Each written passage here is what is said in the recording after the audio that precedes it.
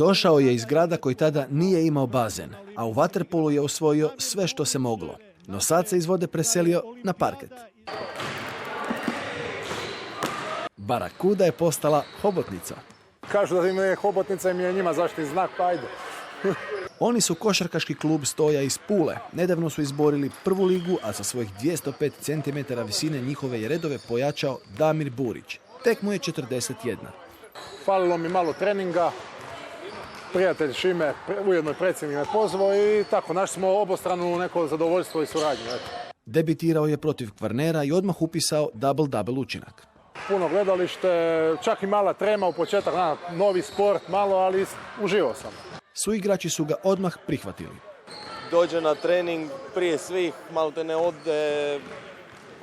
ode zadnji i puno nas je pogurao tu sa svojim nekakvim razmišljanjima i iskustvom koje je stekao u cijelom svom sportskom životu.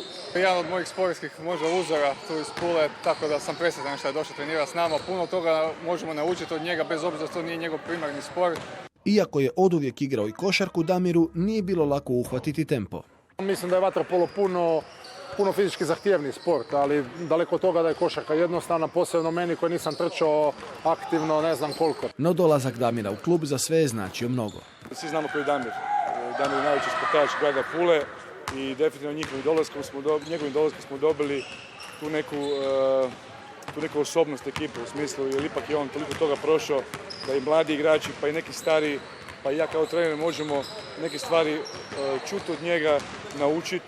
Mislim da je on svojim nekim, da kažem, pristupom, sportskom inteligencijom dao nam je ono nešto što nam je falilo. Kao što i znate, od kad je Damir došao zadnje dvije utakmice, mi smo pobjedili. Tako da, evo, hvala mu još jednom za to, ali računamo na njega i za dalje. Jako dobro bi se uklopio ako bi sljedeće godine možda i ostao. Još je mlad, ima on još u sebi.